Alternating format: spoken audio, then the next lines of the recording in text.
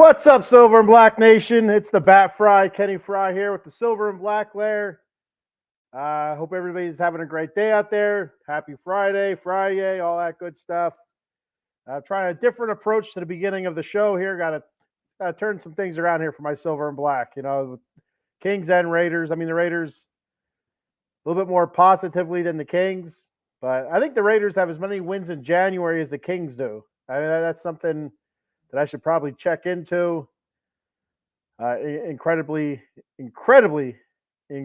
frustrating. I mean, but I'll get to them in a little bit. First, we'll hit up the Raiders. Got a comment here. And it's our boy, Adam Glenn. What's up, Adam Glenn? Adam Glenn, I'm telling you what, when I seen you yesterday, you're lucky you didn't get a body slam followed by some sort of leg drop. You're lucky there were people around, boy. I'm telling you right now. Thanks for checking the show out. It's good seeing you yesterday, Adam. It was really good seeing you. It's been a while since I probably about a year or two since I seen you last at the old cornhole tournament.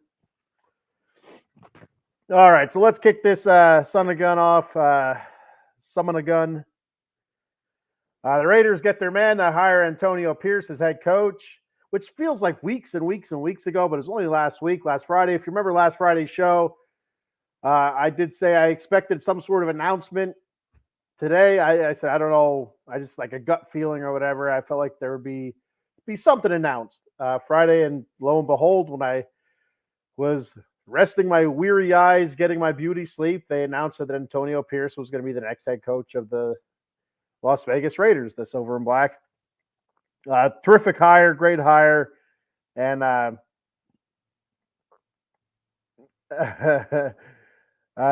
Jen, I read Adam Ease. It says, Jen paid me $100 not to hurt you. Well, she's a good woman like that. So the Raiders get their man to get Antonio Pierce. It's what the fans were clamoring for. Most of the fans, and not all the fans, but a lot of the fans were clamoring for Antonio Pierce. The locker room was definitely clamoring for Antonio Pierce, and that's who the I guess committee, I guess you would call it. They had a little bit of a committee or like a group of people doing the interviews and stuff like that. So that was pretty cool. I like how they do that or did that. I don't know if that's the first time they've done that or not. I feel like they did something a little bit similar with Josh McDaniels, maybe, but I could be wrong. I feel like I spout stuff off, not knowing what the hell I'm talking about, but we're going to do it anyway. When they hired Josh McDaniels, there was somebody else, I can't remember the name, that was in Mark Davis's ear, and I think everybody else was pulling for another candidate. I can't remember what the name for the other candidate was, but this guy that was in Antonio Pierce's ear, or in Mark Davis's ear, was telling him Josh McDaniels, and that's who Mark Davis went with, and we know the shit show that turned out to be. So thankfully, Mark Davis listened to the panel that he had constructed, and the only person that I know on that panel, I haven't seen any other names besides Richard Seymour, which is pretty cool because he's not a lifetime Raider. He's more known for being a Patriot. That's where he buttered his bread. That's where he had all of his good years, his top seasons and stuff like that, or top sack seasons and top performances were with the Patriots. And when he came to the Raiders, he had a couple of decent seasons, nothing to poo-poo about, but he really embraced the Silver and Black. He instantly became one of us, and we pretty much accepted him in. Like sometimes there's players that come in that never really get accepted into the Silver and Black Nation, but I feel like Richard Seymour is one of those guys that really embraced it, and we embraced him back. It sounds kind of corny when I say it like that, but you get the gist of it. The Raider Nation, they understand what I'm spouting here. So I thought that it was pretty cool that Richard Seymour was part of that panel to pick the next head coach, and to come up with AP was pretty cool. Jim Harbaugh goes to the San Diego Chargers of Los Angeles. or the Los Angeles Chargers of San Diego. I always mix. I try to be funny about it, but I keep confusing it too now. I keep like, how do I say it? Do I say it the Los Angeles Chargers of San Diego, or I say the San Diego Chargers of Los Angeles? I'm going to stick with the San Diego Chargers of Los Angeles. I think that sounds better. So he had Antonio Pierce had most of a lot of backing from the current players, alumni, and stuff like that. But the biggest question is, can he surround himself, still being a rookie head coach? He only has 9 games under his belt under the interim tag last season, going 5-4. I think a lot of people's problem in Raider Nation and some media with Antonio Pierce being hired was the lack of experience that he had. And if he were going to be named head coach, who would he be able to surround himself with to kind of catch him up to speed or to kind of offset the lack of experience that he has? So you have to figure that when looking for an offensive coordinator, or even before that, the GM, this is before the GM's even hired, they're probably going to have to look at somebody that's a little bit more experienced, that's a little bit longer in the tooth than what Antonio Pierce is. And, I feel like, the Raiders did do that with their GM hire, which I'll talk about in a second here. And so now it turns to the offensive coordinator. Where do they go from there? Who do they hire? Do they hire somebody that's, pretty well seasoned, that's been around a while? Do they go somebody that's on the upcoming? You always have those coordinators or quarterback coaches or offensive specialists. Guys like that you hear like is in this system or in that system. They come from this coaching tree, that coaching tree. So they're all puffed up and pumped up, and they're the next big thing. And they come out, and sometimes they are, and sometimes they aren't. So is that the guy we're looking for? Or are we looking for somebody a little bit more established? So that's going to be pretty interesting there, I think. The offensive coordinator search, and I'll talk about that in a little bit as well. So Antonio Pierce needs to surround himself with some experience. I do believe he hired Marvin Lewis to a role right away, which is good. Marvin Lewis, head coach for many seasons with the Cincinnati Bengals. And for all intents and purposes, a very good head coach with the Cincinnati Bengals. They are the Cincinnati Bengals. So they had quite a few bad years, but he did kind of start instilling in the winning ways in Cincinnati. And then, just Cincinnati type stuff just started happening to that team, whether it be, Carson Palmer injury or, stuff like that. Things look, like, okay, this year's our year. Cincinnati Bengals are going to turn the corner, and then just something, insane happens. It just, so that's kind of, bitten by the old Bengal bug, and years and years and years of losing, which is kind of where we're at right now, the Raiders. We've sprinkled in with a couple of winning seasons, much like what the Bengals were before their current regime right now, before their current status right now, which, pretty much, before the injury to their quarterback this season, they're pretty much a lock to make the playoffs. But, injuries happen, and, the worst kind of injuries, the kind of injury that happens to your quarterback, any kind of injury, whether it's an ankle or wrist or whatever. That's the guy that drives your offense, and you need him to be healthy. So he hired Marvin Lewis. So that's got plenty of experience. Whether it's I believe he was defensive coordinator. I think before he ever became a head coach. I think that's what it was. I think he was defensive coordinator. But still, a guy that's used to the process and all that good stuff. Head coach for many seasons, so he can kind of help Antonio Pierce, manage all the turns and knuckles and stuff like that. They're going to come his way as a first-time full-time head coach. And there were reports, I don't know if it was confirmed or if it's official or anything like that Patrick Graham will be returning as the defensive coordinator for the Raiders. I know he wanted to be a head coach. It seems like most of the head coaching positions are being filled right now. There's maybe only 2 left. I'm not 100% positive. I think the Falcons got their guy. The Chargers got their guy. I don't know. The Patriots had their guy. I'm not sure who else I'm missing there besides Carolina. I can't remember if Carolina hired anybody yet. But for the most part, most of the positions are taken. So there's not a whole lot spots left. And so I think Patrick Graham's going to stick around. Like I said, I don't know if that's official yet or not, but I think that's good. I think that's good for the Raiders, good for Antonio Pierce, good for that defense to have a little bit more stability there.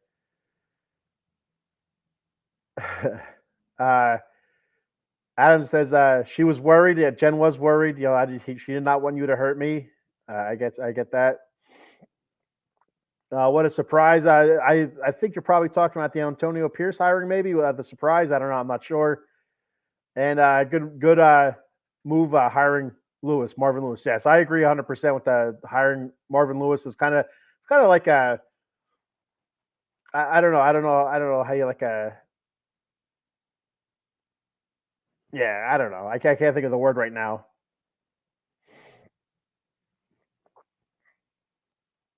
Stacy says, "Good morning. Good morning, Stacy.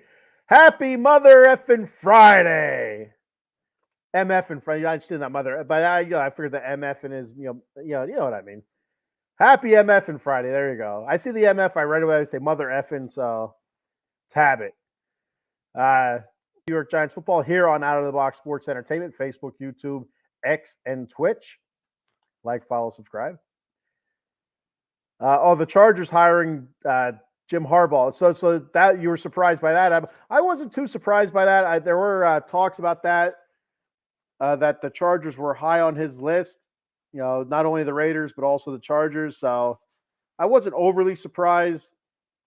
So especially after Pierce was named Raiders coach, I figured he was going to the Chargers. And that was if he wasn't going to the Chargers, I figured he'd probably return as the coach to Michigan and look at the NFL the next season, see what was available. I couldn't see him going to Carolina, Atlanta. I just couldn't see it.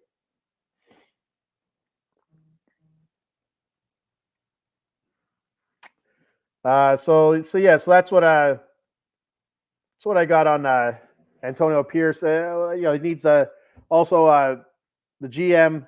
He and the GM need to bring in a quarterback that's reliable, a good reliable quarterback. Whether that's through the draft, which you think a reliable quarterback in draft, it's not really go hand in hand sometimes. For the most part, when you have a rookie quarterback come in, you get a lot of good sometimes. Sometimes, not all the time. Most of the time, it's a lot of bad, especially in the beginning. But then you also have to deal with the bad, and it's something. As a first-time head coach, can Antonio Pierce weather that kind of storm, or do they bring in somebody that's more established and a veteran quarterback and let Antonio Pierce go forward with that, and look in the draft for a quarterback maybe this year or next year without trading all of our assets. That's going to be the interesting part, the draft, what's going to happen there. So, and the front office needs to be patient with them. We can't just one season or two seasons. You know what? His coaching is crap. We need to can him. I think they need to be patient. Give him a couple of years, 3 to 5, and see where we're at there. I mean, it's only been 20 years. What's another 3 to 5 years, right? It's like a prison sentence here. So we'll move on. The Raiders, Tom Telesco is their next GM. This was a little bit of a surprise for me. Former San Diego Chargers of Los Angeles, GM. He was fired this past season after the Raiders went ahead and put 60-plus points up on the Chargers. The head coach, GM, gone. So I guess a lot of people were saying with Tom Telesco, they said he's a good GM, drafts very well, just cannot hire a coach. So the Raiders already hired their coach before they got the GM. So he didn't hire the coach. So if the coach is rotten, it's not on Tom Telesco. So he didn't win a whole lot with the Chargers. Every year there's expectations, and it's just every season seems to be a 500 finish. Like you said, drafted very well. And then, speaking of draft, he needs to find the quarterback of the future, either this draft or the next draft. It has to be one of these two drafts. This draft, you would like him to do that in this draft. There seem to be a lot of good quarterbacks near the potentially good quarterbacks near the top. And if we stay pat, I know I've heard a couple of reports from draft gurus. I heard a couple of reports saying that if the Raiders do sit pat at 13 with their draft spot, that there's a chance that it'll be Bo Nix would still be available, or the cat from Washington, the Huskies, from old Washington State there, Washington, the Huskies. His name escapes me right now. I cannot think of it. But yeah, either one of those guys. The only problem, I think the kid from Washington has Penix. Penix has a bit of an injury history, so you kind of iffy about that. If you're still trying to figure out your offensive line, which is what we're going to be doing. I talked about the offensive line last week a little bit when I was talking about free agents, and if you bring in somebody that has an injury history or the history of being injured a lot, there we go, I'll say it like that. That may be not the route you want to go. But if Bo Nix is available, I think he's I could be wrong about this, but he looks bigger on TV, so he looks like a little bit of a bigger quarterback, very mobile. But since he went to Oregon from where was he? LSU, I think it was. From LSU to Oregon, I think that's what it was. Or Auburn. It was Auburn. From Auburn to Oregon, he's changed his quarterbacking style. Now, the stuff that I was reading on Bo Nix in Auburn, not much of an offensive line. He's getting chased a lot of mobile. He's run a lot of running around, but also throwing the ball up a lot. So he threw a decent amount of touchdowns, but also threw a lot of interceptions. But when he went to Oregon, they kind of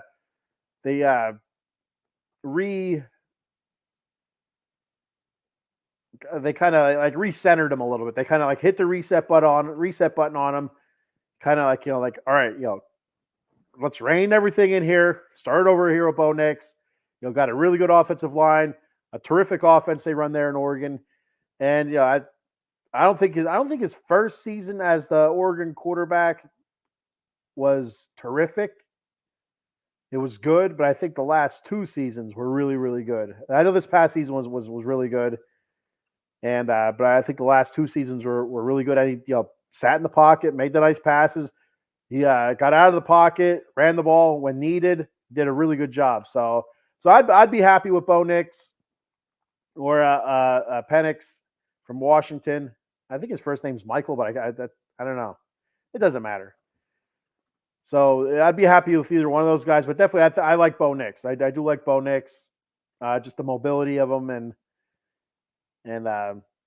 hell, he had 10 years in college, so what the hell? A little bit of an older quarterback. So another thing that Tom Telesco has to look forward to as the new general manager of the Raiders. Does he re-sign Josh Jacobs? Yeah, that's going to be a huge question going forward. Josh Jacobs said if Antonio Pierce is hired as coach, he's 100% in. What does that mean? All right, so what does that mean? Does that mean that Josh Jacobs is going to sign a team-friendly deal? 2 years, another $14 million per. I don't know. I don't know what that means. The Raiders are in a good spot with the cap, I believe, right now. They did re-up on their capologist. I can't remember his name right now, but that's one of the people that they did retain from the last regime, and he's done a pretty good job. For years and years and years, near the end of Al Davis's, I guess tenure, I guess you'd call it, as the Raiders owner. Rest in peace there, Al. But near the end of his run with the Raiders, we were always it seemed like we were always in a lot of cap trouble. Never had cap money, always overpaying or reaching on certain players or stars. And it took quite a while to kind of get out of that funk. Even Mark Davis in the beginning was kind of like that. Hiring a couple different GMs and Reggie and stuff. I can't remember. I feel like Reggie was a pretty decent GM, and I feel like he started kind of turning us towards the better with the cap. The salary cap. Doing a better job managing the salary cap and stuff. So I think ever since Reggie McKenzie was the GM, I feel like we've been going in the right direction as per the salary cap, as it pertains to the salary cap. And also, what does that mean for Champ Kelly? Champ Kelly was the interim GM. He was the assistant to the GM at the beginning of the season. Then after our GM got fired, he became the interim GM. And it seemed like he and Antonio Pierce kind of meshed very well. But one of the big sticking points to not hiring Champ Kelly was he'd be a first-time GM. Do you really want a first-time coach and a first-time GM going in this together? Maybe not. So it's kind of better to hire the more seasoned general manager, Tom Telesco, who I think I heard has like 39 years in the NFL. I could be wrong about that. Maybe he was 39 years old. I don't know. But I feel like I heard he had 39, around 30 plus years in the NFL. So experience. So that's huge. That's really big. And so does Champ Kelly stick around as the assistant general manager? Possibly, because it seems like most of the general manager positions out there are taken up. I'm not sure of any that are open right now. So kind of SOL on that. Does he just hang around for another season? I think he has one more year left on his contract. I remember hearing on the Locked On Raiders podcast. So does he return for that final year to see what's open next season? Because like I've mentioned on here time and time again, there are a lot of people that are very high on him, and he could be the next big name type GM. So we'll see what happens, what's in the future for Champ Kelly. Hopefully he returns and finishes out his tenure with the Raiders for next season. So looking at a couple of the drafts that Telesco had, since this is his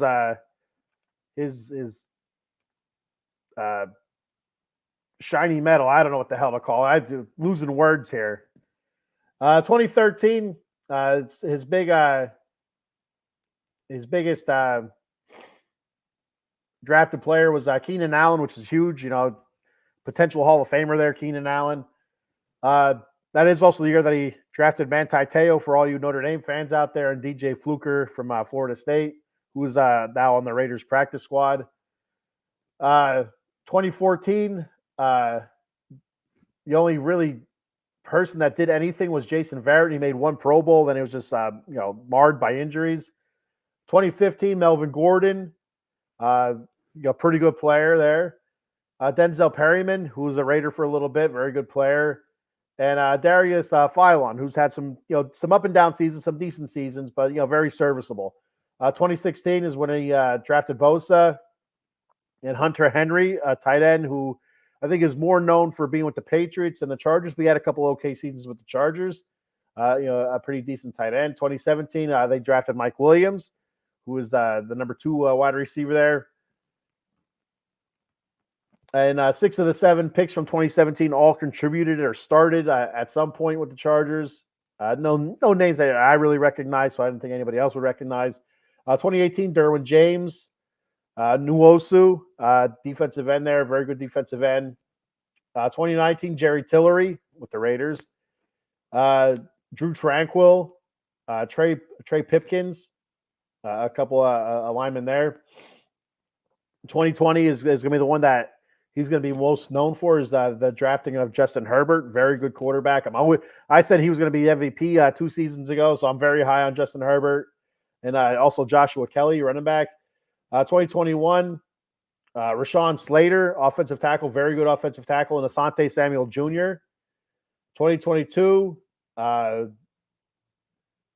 guard Zion Johnson, a very good guard, and Jameer Saylor, also I believe a tackle. 2013, I'm sorry, I jumped ahead there a little bit. So you look at the Raiders drafts over that same time period.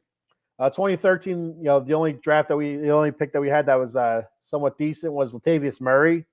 2014, Khalil Mack, who's with the Chargers. Derek Carr, so a couple good picks there. 2015, Amari Cooper, good pick. Nobody else, that draft. 2018, Colton Miller, good pick there. So 2016, nobody worth mentioning. 2017, nobody worth mentioning.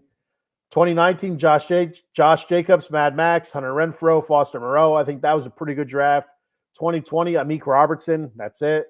2021, Trayvon Merrick, Malcolm Kuntz, Devon Diablo, Nate Hobbs, all guys that are contributing at a high level right now with the Raiders. And 2022, Dylan Parham, Zamir White, and Matthew Butler. A couple guys that I think, especially Dylan Parham and Zamir White, I think those guys are they could be big time for the Raiders. Got a comment here real quick. They're not trading Adams to the damn Jets. Get out of here with that nonsense there, Adam Glenn. If Eileen was here, she'd tell you what for. I'll tell you what, Adam Glenn. She'd let you know. So offensive coordinator candidates. So the Raiders need an offensive coordinator. So who are they looking at? So they're just going through the interwebs. I found some names that the Raiders are expected to interview. So we'll go ahead and rattle off those names. And if I have any thoughts or not on them, I don't know. Zach Robinson, he's the Rams passing game coordinator / QB coach. I think the biggest thing with that is he comes from the Sean McVay tree, and everybody's high on Sean McVay still. Rams did have a very good season, so and partly that a good season was I can't think of his name now. Quarterback Stafford. Matthew Stafford had a really good season, a good bounce back season for the Rams. I almost said Lions for the Rams. And, partly, Zach Robinson being, quarterback coach and passing game coordinator kind of works hand in hand there. So he gets a bit of credit for that. So that would be an interesting hire, I think. Alex Van Pelt is the integral part of the offensive planning with Cleveland. And, Cleveland's offense up and down. They finished 11-6 this season with, 3 or 4 different quarterbacks. So that's an interesting one. Luke Getsy, Bears offensive coordinator. So this one interests me the most because Antonio Pierce says that the Raiders are going to be a run-heavy team that's going to stretch the field. So when I read Luke Getsy's little write-up, this past season, their Bears were second in the league in rushing, and the year before they were first. So that could be something, something to keep an eye on there, for your next offensive coordinator. If he's a run-heavy type guy, that could be something that they look at. But Antonio Pierce said he still wants to be able to stretch the field, so we'll see what happens there. Mike Sullivan, Steelers offensive coordinator. I don't want the Steelers offense wasn't very good. I mean, I know a lot of that goes towards Matt Canada, but yeah, I don't want no parts of that. And also, we've been hearing about Cliff Kingsbury. Now, last Friday, I said Cliff Kingsbury, I think, was signed by Chicago. I was wrong. The interwebs lied to me. X led me astray once again, like they do at least once or twice a week. So it is what it is. But Cliff Kingsbury's still out there. The only issue with that is, with Antonio Pierce saying that they want to look at run first, then stretch the field. Cliff Kingsbury's a very, very pass-heavy type of offense. A spread offense. So it's not a whole lot of running, a whole lot of throwing. So it's and then also Frank Reich, we know what he did with the Eagles. Didn't have too much success as a head coach in Indianapolis and Carolina, but as an offensive coordinator, most recently with the Philadelphia Eagles, did have some success there. But there's also been rumors that he could be finding his way back to Philly, but we'll see what happens. So those are the offensive coordinator candidates that I've seen online. And, like I said, Getsy's the interesting one because of the run-heavy offense. But we'll see. I do like the Zach Robinson pick, the thought of Zach Robinson. But I don't know. What the hell do I know? I don't know anything. I'm just out here talking about Raiders, because I'm just a fan, and that's about it. Adam Glenn is the insider. He's the one that correctly predicted that Jimmy Garoppolo would be a Raider before it happened. And myself and the mayor of Las Vegas, Vegas Rob, laughed at him. We mocked him. We humiliated him on live podcasting streams. And he was right. We were the ones with the egg on our face. So kudos to Adam Glenn on that one. But that's the only one you got right. I don't know any other ones that you got right besides that there, fella. So All right, so we're going to move on from the Raiders. That's it. That's all I have for the Raiders today. And as stuff happens, we'll talk about it next Friday. And so we'll move on to the LA Kings. Breaks my heart. The LA Kings are breaking my heart this season. Started off so good, but they continue their slide. 2 wins in the month of January, and it is downright awful.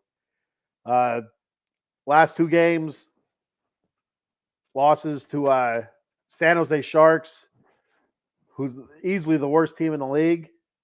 We lose to them in a shootout. And then to the Buffalo Sabres, who aren't the worst team in the league, but they still do have a losing record, and it's a team that we should be beating. They are coming to us. It was a home game. We weren't going to Buffalo.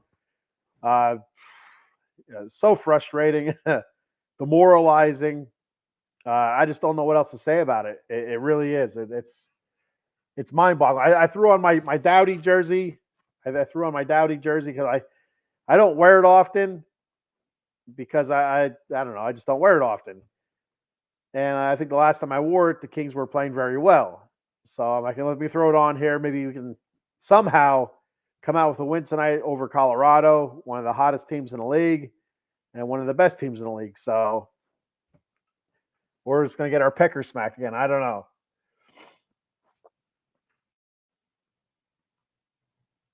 All right. So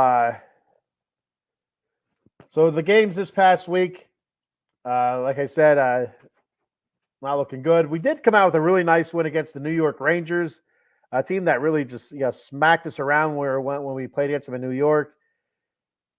And Jonathan, first time Jonathan Quick came back to the crypto.com arena. First time back, playing against the Kings. Yeah, that's the first time going against. I think did he play against us when he was at the Golden Knights? I don't remember. But it's his first time again, being the goalie again in Los Angeles against the Kings. There, we'll just say it like that. There we go. So they had a nice little video tribute for him. Good stuff, he gives the head nod, a little wave to the crowd, and acknowledges it. I'm not going to say the man was crying. I'm not going to say that. His eye did look a little watery, but that could be just the cold of the ice. Eyes maybe dry. You know what I mean? That happens. But anyway.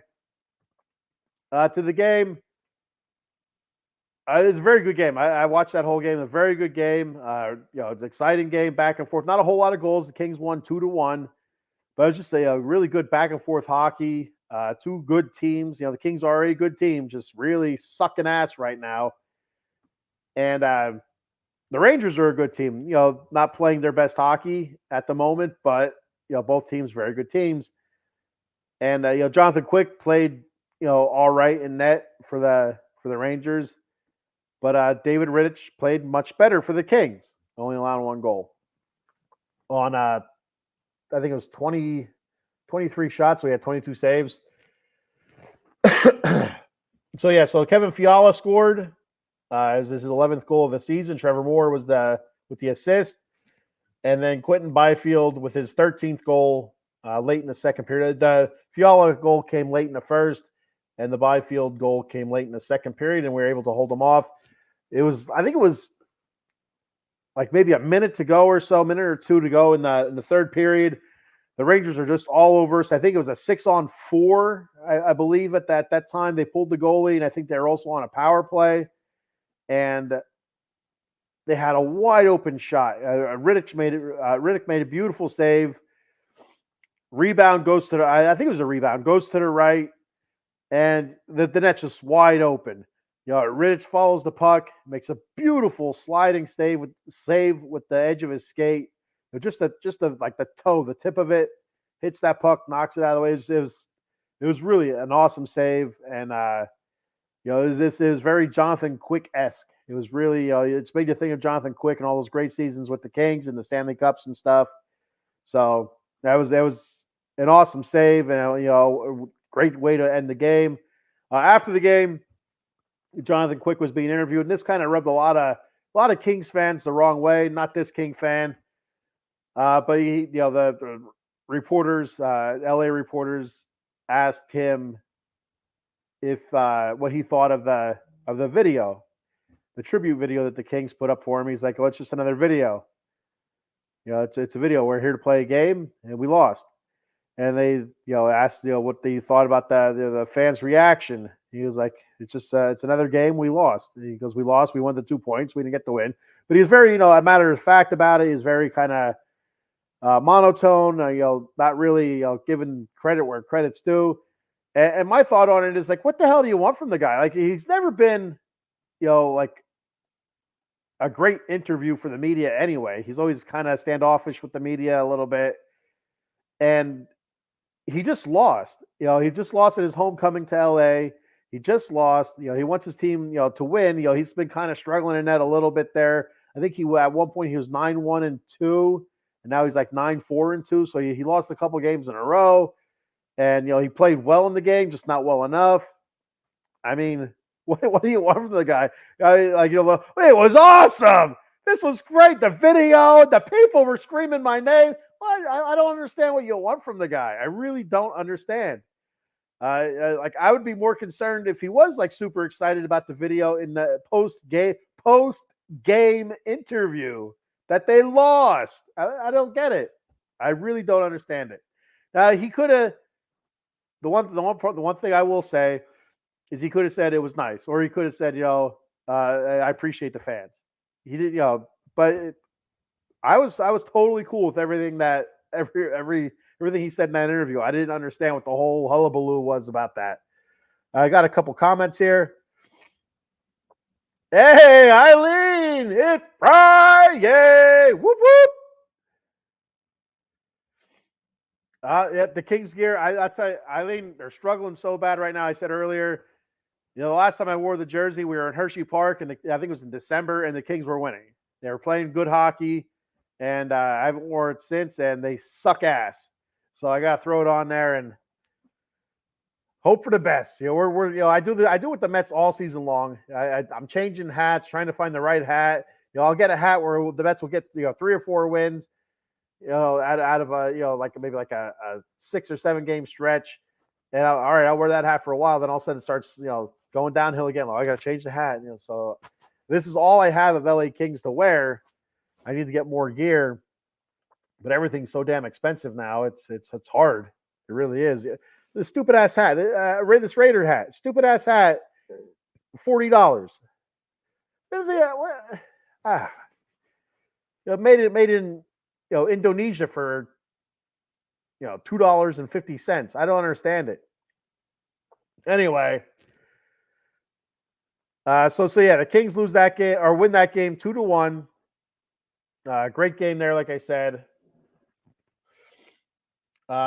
We had 26 shots on goal to their 23. Power play, we were 0 for 1, but we shut them out on the penalty kill. Our penalty kill is still awesome, still tops in the league. Then we go ahead and we lose to San Jose. Inexcusable. I would not have been surprised. I would not have been shocked if they told Todd McClellan, "All right, bud, you're done. That's it. We need to figure something else out here. We need to go in a different direction." It's not his. He's not playing the game, so it's not his fault. But he's the coach. You can't fire the players. They got to do something. So the Kings lose 4-3 in the overtime shootout. They're down 2-0 in the first period. So the Sharks came out firing. Trevor Moore scored his 21st goal of the season. Kevin Fiala assisted. That made it 2-1 in the first period. Quentin Byfield came out, scored his 14th goal, assisted by Adrian Kempe and Jordan Spence. That made it 2-2. That was in the third period. Drew Doughty scored a power play goal, his 11th, assisted by Kevin Fiala and Quentin Byfield, and actually tied it up 3-3 in the third period. So we go to overtime. Nothing happened in the overtime period. It kind of looked in shambles again. Our overtime 3v3 just looks terrible right now. I mean, early in the season, when the Kings were doing good, it was flowing so nice. The overtime setup, the 3v3, our guys just flow so nice. Always moving the puck towards the net. Just go, go, go. Now we just can't settle it. Can't get anything of substance in overtime. Then it comes to the shootout, and Jesus Christ, if we can't make a goddamn shootout goal, it's not going well.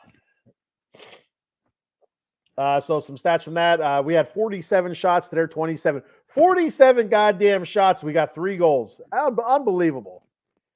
1 for 3 on the power play. We shut out their penalties. So we're 100% on the penalty kill.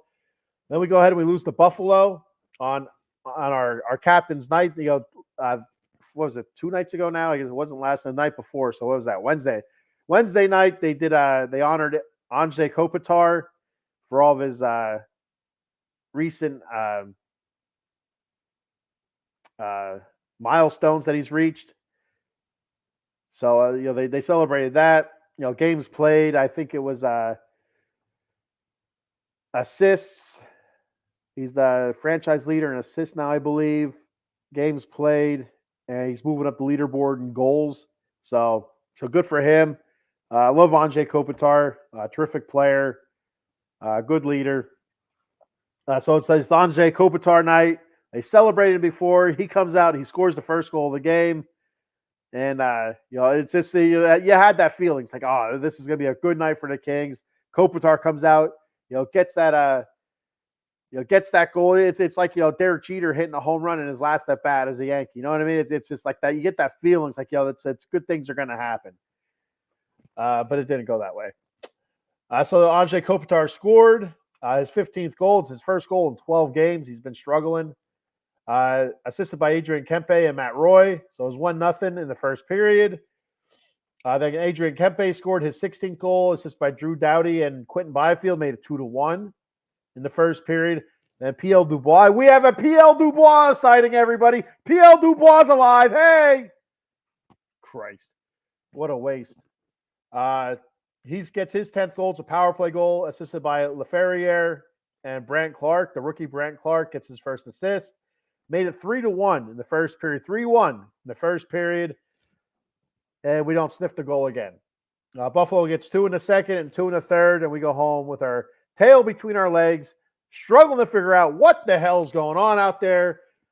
We outshot Buffalo 40-37, 1 for 3 on a power play, and we shut out their power play. We're 100% on the penalty kill again. 4 for 4, 0 for 4, however you want to look at it, however you want to say it. I don't care. Embarrassing. Absolutely. The last 2 games have been embarrassing. It's embarrassing to be a Kings fan. The team should be embarrassed. Rob Blake should be embarrassed, the vice president. I know Todd McClellan's embarrassed. He's all but said so. He said he doesn't know what the hell. He's tried A, B, and C, and he only has A, B, C, D to figure it out. He doesn't know what else to try. So it feels like it's time for a change. It feels like it's time for a coaching change, which is unfortunate for Todd McClellan, obviously, because it's his job. That'd be gone. It'd be him losing a job. But there's only so many things you can do. Like I said, you can't fire the players. You can trade some players away, but that's not gonna probably make the situation any better. You can fire a coach, bring somebody in that a different system. It's perfect time's coming up to do it. If you're gonna do it, you have the All-Star break. You have a little bit of time off. Bring somebody in, have a team practice with them, kind of come to an understanding a little bit, and go from there. But after the Buffalo game, finally somebody spoke up. Drew Doughty, the alternate captain for the Kings. I always call it assistant captain, but I heard it called the alternate captain a couple times. So I'm going to go alternate captain. I kind of like the way that sounds. But sorry for the sniffling. I'm talking a lot, so then those I say this all the time. I'm not going to get into it again. And so Drew Doughty says basically, that people need to, his teammates need to open their eyes. So he has a couple teammates that are point chasing. They're more concerned about their points, getting their points, than worried about what the team is doing, the team's points, and also saying that what was it? There was something else he said that really kind of piqued my interest a little bit. I can't remember what it was. Well, anyway, it doesn't matter. So yeah, basically saying that there's guys that are more concerned about their points than they're concerned about the team, and it's time for a change and stuff like that. And there's a couple different people you could probably look at there. The first thing is people look at PL Dubois. Is that who he's talking about? Is he talking about Dubois? Our big offseason acquisition hasn't done dick this year. Is that who he's talking about? I think personally he's talking a little bit about Kevin Fiala. That's who I think he could be talking about. Fiala, has had a pretty decent stretch recently. Playing some pretty decent hockey. I'm a big Kevin Fiala guy. I really like Kevin Fiala. I think he really makes the offense go, whatever line he's on, whether it's a second or third line. And it seems like occasionally he turns the puck over in some really shitty spots, in the neutral zone or back in a defensive zone. I think it was against Buffalo where he turned it over in a defensive zone. Just a lazy ass pass was picked off, and they scored on it. Neutral zone turnover. Just another one. A lazy ass pass. Changes the ice. I don't remember if they scored on it or not, but just stupid shit like that. It's just driving me nuts. So I don't know if that's it. Grundstrom, he had a really bad play in that game against Buffalo that led to the go-ahead goal, a turnover, and then he's, as he turns it over, he skates off for a line change instead of staying in there and kind of, trying to stop the play. McClellan was in his grill about that one, but I listened to the Locked On Kings podcast last night, and they were talking about how some people on, I think it was on Twitter or X, whatever you want to call it, weren't too happy that Drew Doughty was kind of airing locker room type grievances. And I disagree. I think this is something that's been building for probably 2 or 3 weeks now. Definitely the last 2 weeks. I feel like this has been building. And I wouldn't be surprised. We'll probably never know, but I wouldn't be surprised if this conversation already happened, where Doughty and Kopitar, pulled a couple of these guys aside and said, "Hey, we got to be team first, you second.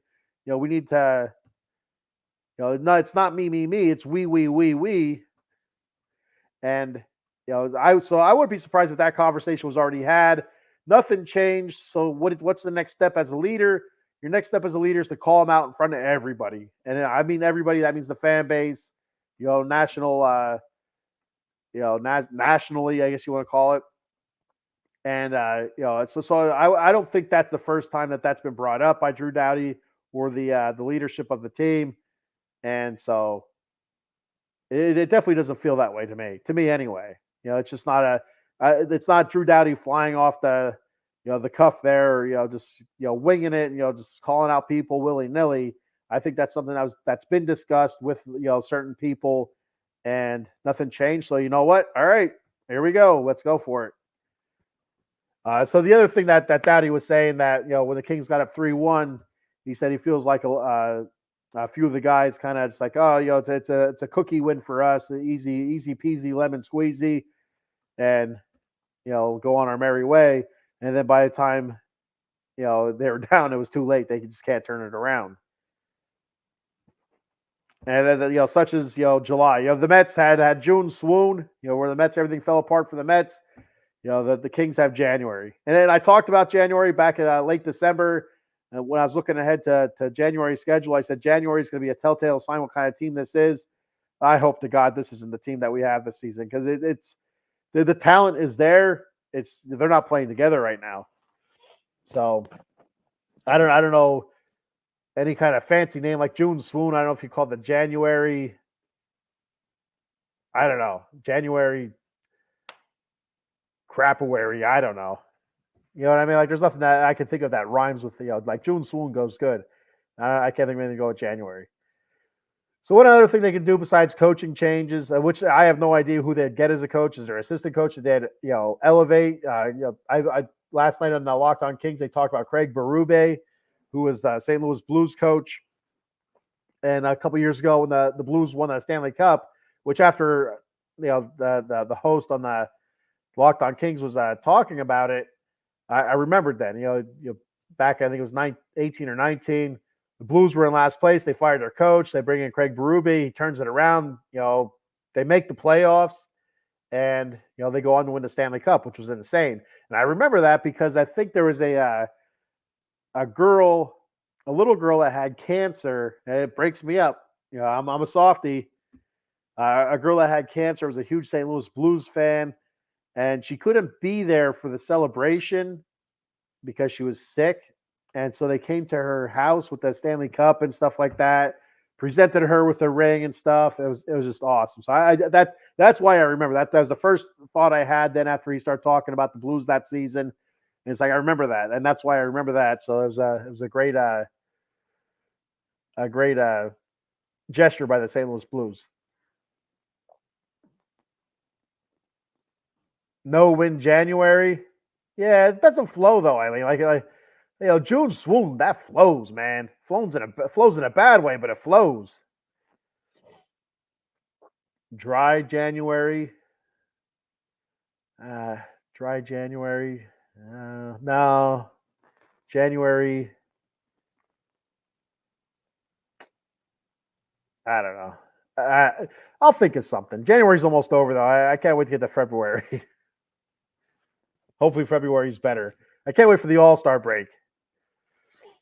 So the other thing, if you're not going to fire your coach, make a coaching change, and then there's trades. I'm not sure who the Kings could trade. One guy that hasn't been playing recently, Arthur Kaliev.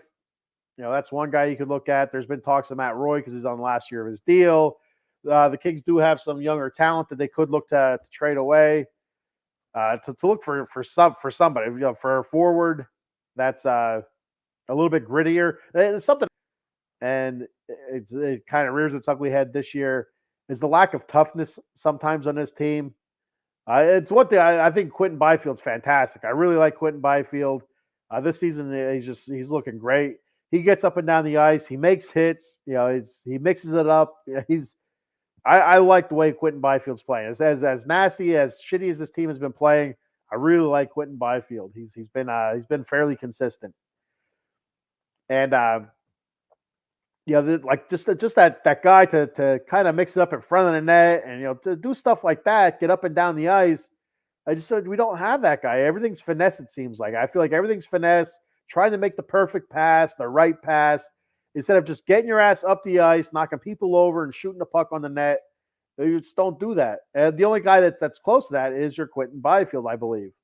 So they should look for a guy like that. Who's out there? I don't know. I'm a noob with hockey. I've mentioned on the show before, I watched a lot of hockey when I was a youngster, early teens, mid-teens, late teens, a little bit. Kind of didn't watch hockey for many years. I missed the Kings Stanley Cup championships. I watched the Stanley Cup, but I wasn't a true Blue Kings fan because I wasn't rooting for them during the season. So I don't accept credit for the Kings winning the championships, the two Stanley Cups there in 2012 and 2014, because I wasn't a regular viewer. I wasn't a regular follower. And so two or three seasons ago, I started watching again, started following again. And I can't get enough of hockey. I wish hockey was year round now. I wish Kings hockey was year round. I still have a hard time. I used to be able to watch all kinds of hockey. I'd watch the Red Wings versus the Blackhawks and stuff like that. Rangers, Flyers, Rangers, Devils. I can't watch it yet. I still have not to that point where I can watch other teams play, but I can watch my team play all the time. So Arthur Kaliev, maybe Matt Roy. I thought maybe Kevin Fiala. Again, I'm a huge Kevin Fiala guy, but that's somebody that you might be able to get a decent haul for because his offense is just so good. He's such a creator on offense. You just got to put up with turnovers, an occasional turnover, occasional dumb penalty, but he gets on a streak, man. He gets on a streak. So that's somebody, but I wouldn't want to lose Kevin Fiala. I like Kevin Fiala too much. I like to keep him around. So that's what I have on trades. And I debated on whether or not to do this because it's been so bad, but I'll do it anyway because I said I'd do it. The stars of the week, in my eyes anyway, The third star, Adrian Kempe, 1 goal, 2 assists, 3 points, and a +1 rating. If you're not sure what the +1 rating is, you get plus or minus for when you're on the ice. If your team scores, you get a plus. If you're on the ice, when your team gives up a goal, you get a minus. Pretty simple stuff there. So he was a +1 over the last 3 games over the last week. Kevin Fiala, I debated on putting him at as the third star, but he played just absolutely horrible 2 nights ago against Buffalo. I'm like, I just can't do it. I can't do it. Kempe's very level. He's been playing pretty decent as well. These 3 guys for the 3 stars for the week, they've been the best 3 Kings over the last 2 or 3 weeks easily. Number 2 stars, Drew Doughty, defenseman, alternate captain, who I was talking about before. 1 goal, 1 assist. I thought he's been playing some really good defense as well. He also has a +1 rating over the past week. But he's got a lot more shots on goal, and really becoming a little bit more offensive mindset just to get something going. Our offense has been stinking it up. And then our number 1 star of the week has been Quinton Byfield. Again, like I said, he's been awesome. And I just can't say enough good things about Quinton Byfield. 2 goals, 2 assists, 4 points, and a +3 rating. So good stuff from Quinton Byfield. So we'll take a look at the season stats as they sit right now. For the longest time, it was Kopitar and Kempe at the top. Tied. For the last few weeks. We have a little bit of shifting here. Kopitar's been struggling a lot recently, getting the puck in the net, so he dropped a little bit. So right now, our top point getter is Adrian Kempe, 16 goals, 26 assists. That's 42 points, a +13. Kevin Fiala, 11 goals, 30 assists. He leads the team in assists, 41 points. He's at a -5 for your plus-minus. Anze Kopitar, 15 goals, 25 assists, 40 points. He's at a +14. He's tied for the team lead in a plus-minus. Quinton Byfield, 14 goals, 20 assists, 34 points. He's at a +14 as well. Trevor Moore, 21 goals. He leads the team in goals, 12 assists, 33 points. He's at a +5. Philip Denault, who's been kind of quiet the last week and a half, 9 goals, 19 assists, 28 points. He's at a +5. His line really struggled against Buffalo, him, Fiala, and was it a Ferrier with them? I can't remember. Drew Doughty, 11 goals, 14 assists, 25 points. He's at a +9. And then P.L. Dubois, the $80 million man, we traded a whole bunch of stuff for, Gabe Velarde and all that good stuff. 10 goals, 10 assists, 20 points, -14 to lead the team in negative in the plus-minus spot. -14. Jesus Christmas, -14. God damn it. Pisses me off every time I say it.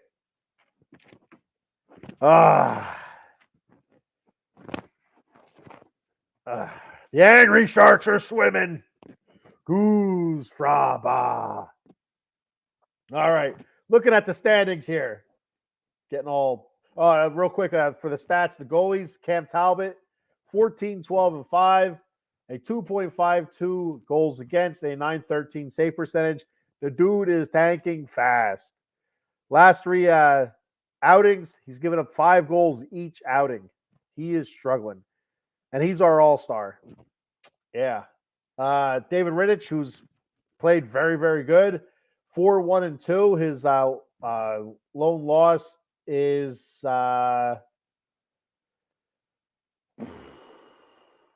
I don't remember who it was. Anyway, 4-1-2, 1.96 goals against, and a 930 save percentage. So he has a nice start to his season since being called up when Phoenix Copley got hurt. He did lose in the shootout against the Sharks. That was his last time that he was goalie. I wouldn't be surprised if he's in the net tonight against Colorado. God bless him. Good luck there, David Rittich. It's the Pacific Division. Looking at the standings here. I got a comment here real quick before I move on to that.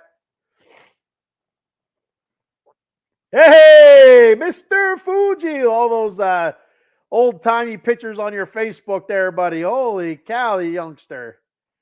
Paul says, what's up, buddy? Kings killed my parlay Monday night. Thoughts tonight? No, I wouldn't. Yeah, I would stay away from the Kings tonight. The Avalanche are absolutely on fire. Kings suck ass. But then again, I'm not a betting man. And when I do, I lose a lot. So the Kings, 2 wins in January, Paul. 2 wins in January.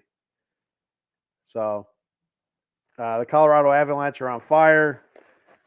I think tied for the second best record. I'm going over the standings right now. So fold up my notebook here. Pacific Division, Vancouver's on top of the Pacific, 32-11-5, 69 points. The Vegas Golden Knights, who are kind of even right now. They started off hot, kind of evening out. 28-14-6, 62 points. The Edmonton Oilers, who have won 15 goddamn games in a row. 15 in a row. 28-15-1, 57 points. Oh, my God. The Kings are now in 4th place in the Pacific, 22-14-9, 53 points. That's the one thing. For as bad as it's been in January, we're still right there. We're only in 4th. We didn't drop down to the bottom. We're not 20 points, away from the number 3 spot in the division. Just 4 points, 2 wins away. So gotta remember that. We had a nice start to the season, thankfully, or we'd be in a lot of trouble. Seattle Kraken, 2018-9, 49 points, and the Calgary Flames, 21-22-5, with 47 points. That's your top 6 teams there in the Pacific. Out west, the whole Western Conference. Vancouver sits at top with their 69 points, and you have the Winnipeg Jets, who P.L. Dubois used to play for, who the Kings sent a couple guys to, who are playing much better than P.L. Dubois is playing. So there's that. The Winnipeg Jets are 30-11-5, 65 points. And the Colorado Avalanche, 31-14-3, 65 points. Dallas Stars, 29-13-6, 64 points. They're playing really good, even though they got their pecker smacked by Philly last week or earlier this week. Vegas Golden Knights, 28-14-6, 62 points. Edmonton's at 57 points. Kings, 53 points. Nashville, tied with the Kings for the wild card. There's 2 wild card spots. The Kings have the number 1 wild card. Nashville's the number 2 wild card right now. Nashville's 26-21-1, 53 points. And St. Louis, who the Kings play in a couple days, 24-20-2, 50 points. So that's your standings. And up next, to look ahead, like I said, Kings play Colorado tonight. Colorado's 7-3 in their last 10. Then they play St. Louis, who's right behind them in the wild card. They're 5-5 in their last 10. And then Nashville, who's tied with the Kings for the top wild card. They're 6-3-1 in their last 10. Good luck. Things are not going well. God bless it. So that's all I have for today. Yeah, that's all I got for today. Thank you for checking the show out. I appreciate it very much. Oh, I need to do the sponsor reads. Jesus, Christmas. I forgot all about him. There he is, Jay Fine Law, Jason Fine, attorney Big Al. You can reach Big Al at 1-800-HURT-123. That's 1-800-HURT-123. Jason Fine specializes in motor vehicle accidents, slip and fall, workman's comp, and personal injury claims. They have 3 office locations conveniently located throughout Pennsylvania and New Jersey. In New Jersey, the Garden State of New Jersey, Cherry Hill. The offices are located at 3 Greensward Lane. The phone number there is 856-209-5258. Then in the Steel City of Pittsburgh, Pennsylvania. The offices are located at 500 Grant Street, Suite 2900. The phone number there is 412-365-8151. And then in the city of Brotherly Love, Philadelphia. The offices are located at 1628 JFK Boulevard, Suite 2120. The phone number there is 267-888-2980. Or just use that old 1-800-HURT-123 to call Jason Fine, attorney Big Al. So once you get all your legal stuff taken care of. You get on, you're figuring, hey, I'm not going to go to jail. So if I'm not going to go to jail, or I'm going to get a big lump sum payment here for a motor vehicle accident that wasn't my fault. I swear to God, it wasn't my fault. I'm going to go buy me some coffee with that money that I'm getting from my settlement. I'm going to get some at monkeycoldcoffee.com. I'm going to get some bourbon chocolate chip infused coffee, the toasted coconut rum, the Sumatran blend, one of their newer blends, the organic blend, Perula, Florida. Also, they have the newest blend out is golden honey agave coffee, very good. So get yourself some coffee, head on over to the swag shop, get yourself a coffee mug, tumbler, t-shirt, cold brew pitcher, K-cup adapter, and don't forget about that tasty Paradise rum cake. And they're also selling little jars of honey as well. So get yourself some honey, put on your waffles or whatever. When I make meatloaf, I use honey in the glaze on top of it, ketchup, brown sugar, some honey. Good stuff, man. Good stuff. I squeezed the shit out of that little bear. I'm like, come on, bear. Give me the honey, bear. Yeah. It's a good frustration. A way to get rid of your frustration. Squeeze that honey bear's little fat bear. You squeeze next. Anyway. All right. That's all I got for today. Be sure, check us out.